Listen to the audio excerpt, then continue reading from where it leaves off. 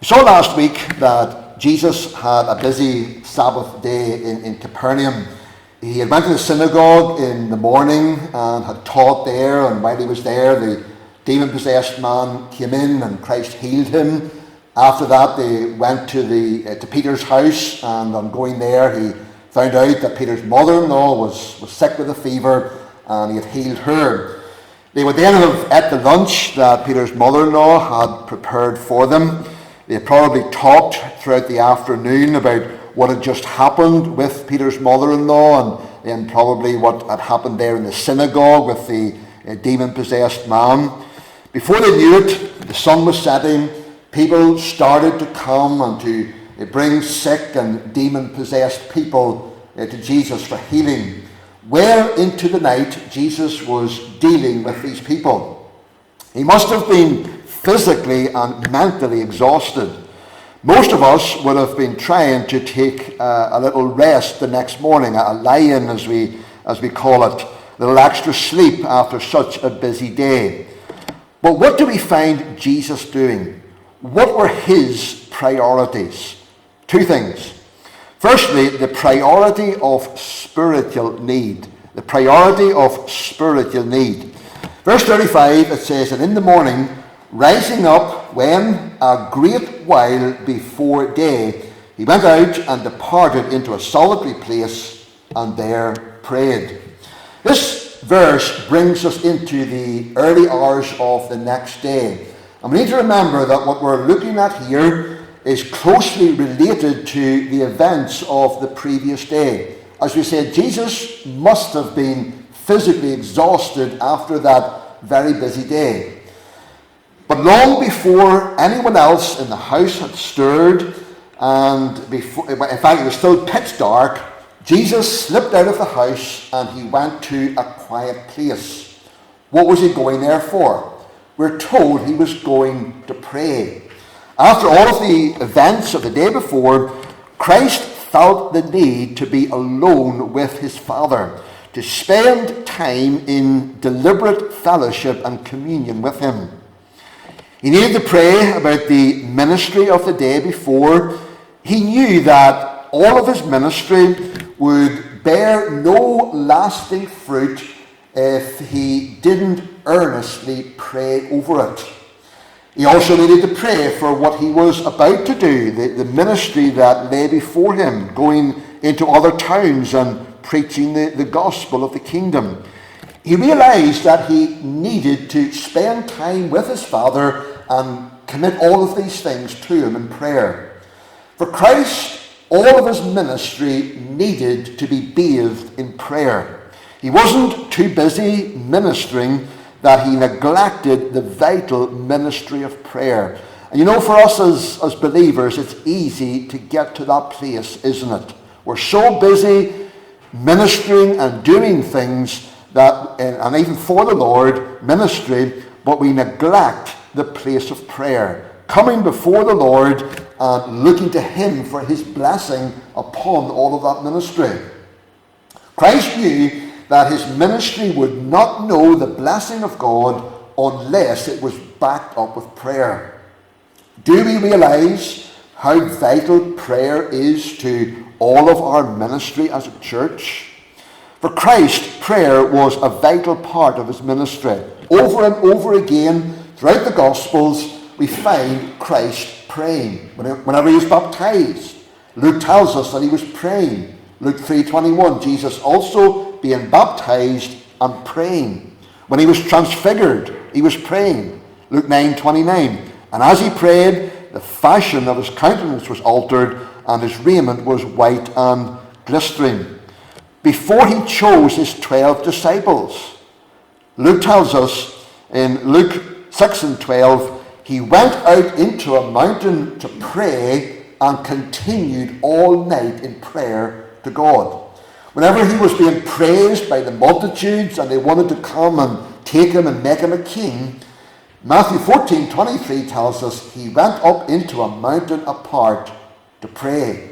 Whenever he was tempted in the Garden of Gethsemane, we're told that he said to his disciples, Mark 14:32, "Sit ye here while I shall pray."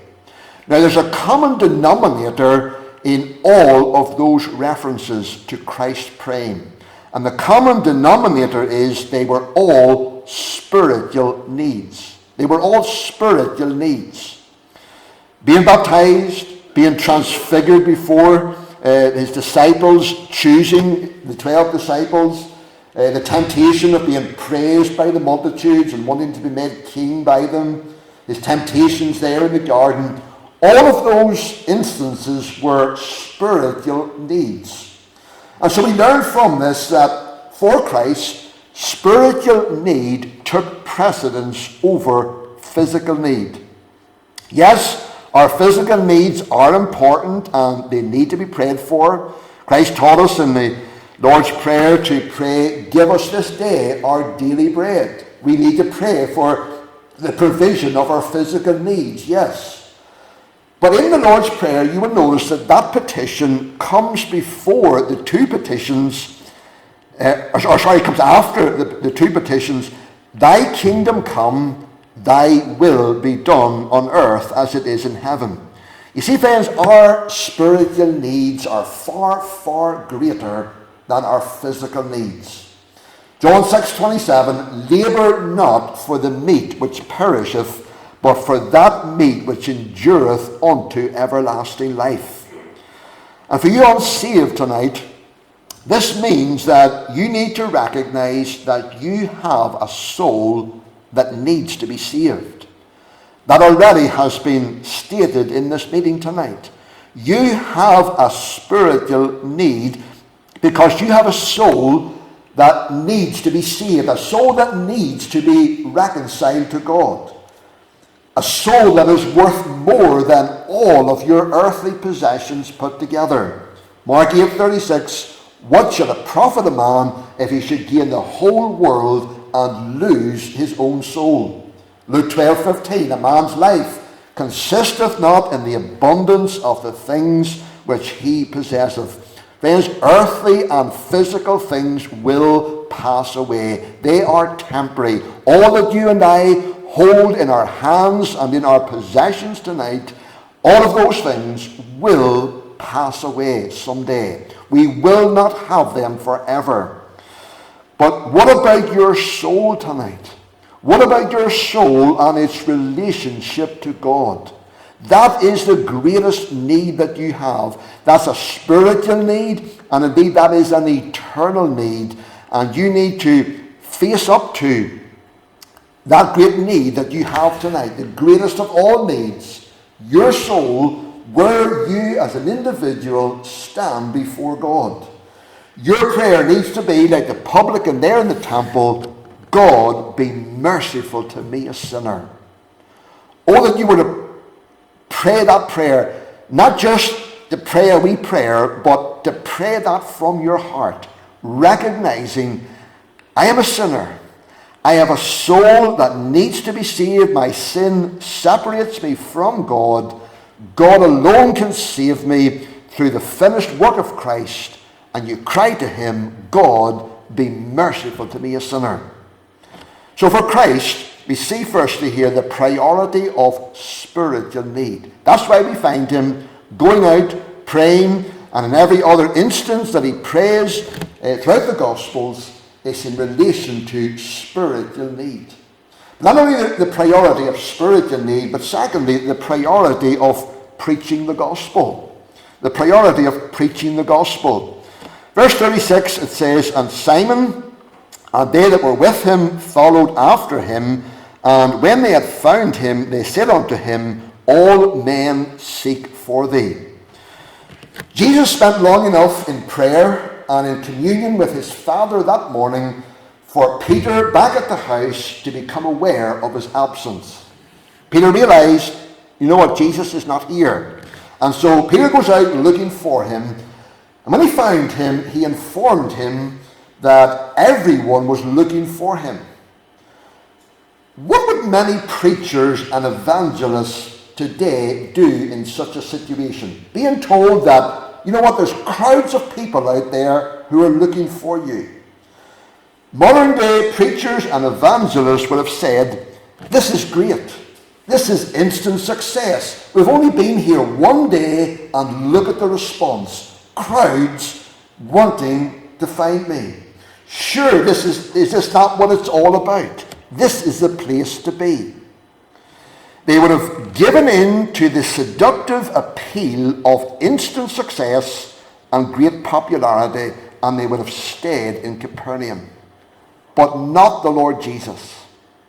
Wisdom and spiritual discernment tells the Lord Jesus that the people who are singing your praises today are often the people who will be running you down tomorrow. He knew that his ministry could not be built on popularity. Christ could see beyond that into the hearts of men, and he knew what was there. On another occasion, we read this in John 2, 23 to 25. It says, Now when he was in Jerusalem at the Passover, in the feast day, many believed in his name, when they saw the miracles which he did.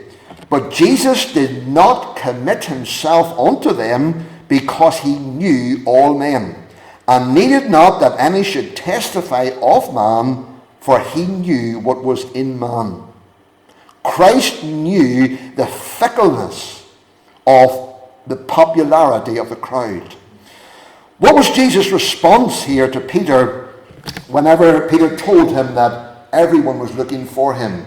Verse 38, it says, And he said unto them, Let us go into the next towns, that I may preach there also, for therefore came I forth. This gives us an insight into what controlled Christ in his ministry, and what ought to control us in our ministry for the Lord. It wasn't the motivation of popularity and fame and success. Rather, it was a sense of divine call and commission. Notice what he says, Therefore came I forth. That is why I have come. Another occasion we read, Christ said, I came not to do mine own will, but the will of him who sent me. Christ was very conscious that he had been sent by God into this world, that he had been commissioned by heaven. He was not there for the applause of the crowd. He was there because his Father, heaven, had sent him. You know, no one should be involved in the service of the Lord, I believe, without a conscious sense that they have been commissioned by heaven. Not because they have certain gifts and abilities, not because they have a certain measure of success and even popularity, rather because they have been sent by the Lord. John 1 verse 6 of John the Baptist we read, There was a man sent from God, whose name was John. Sent from God. And what had Christ been sent by his Father to do? We're told, he says, Let us go into the next towns, that I may preach there also. Christ knew that he had been sent not just to the town of Capernaum, but to the next towns. There were other towns that needed to hear the gospel. It says in verse 39, And he preached in their synagogues throughout all Galilee, and cast out devils. It was a major part of Christ's ministry to go up and down the land, the length and breadth of it, and preach the gospel. That is why God has sent us into the communities in which we find ourselves. It is to proclaim the message of the gospel with those around us. He wants us to proclaim the gospel to everyone that he has put us in contact with, and not stopping where we are, but going to the next places, ever expanding our reach of the gospel. And as the church, we must not stop until the whole world hears the gospel. That is why we must be backing heart and soul every faithful missionary endeavour around our world tonight. We turn on our news in these days, we hear of the awful things that are happening in our world. We see the tremendous spiritual darkness that grips many of the nations of our world, including our own. And friends, our hearts ought to be moved tonight as the heart of Christ was moved to go into the next towns and to preach the gospel, to stand behind. Of course, we can't go to every place in the world to share the gospel, but God is sending others, and we need to be faithfully standing behind them with the heart of seeing the gospel going forth that all might hear it. Jesus prayed in John 17:18, "As thou hast sent me into the world, even so have I also sent them into the world." Christ has sent us. He hasn't sent us to sit in a church pew every Sunday, and that's where our Christianity ends. But rather, he has sent us into the world. He's placed you in your workplace, in your neighborhood. He's placed you in this church where missionaries come and share of their missionary work. And God has called each of us to stand faithfully to proclaim his gospel and to see his truth going forth. That is why Christ says that he was sent. Sent to see the gospel go forth. Yes, the crowds were wanting to see Christ there in Capernaum, but he, under a sense of divine call, wanted to go and to bring the gospel to the other towns. May God help us as his people to follow in the footsteps of our Master and to be faithful unto death, to share the gospel with a sense of divine call, to see the gospel go forth and to see many in these days turn to the Lord. May God bless his word and his truth to us.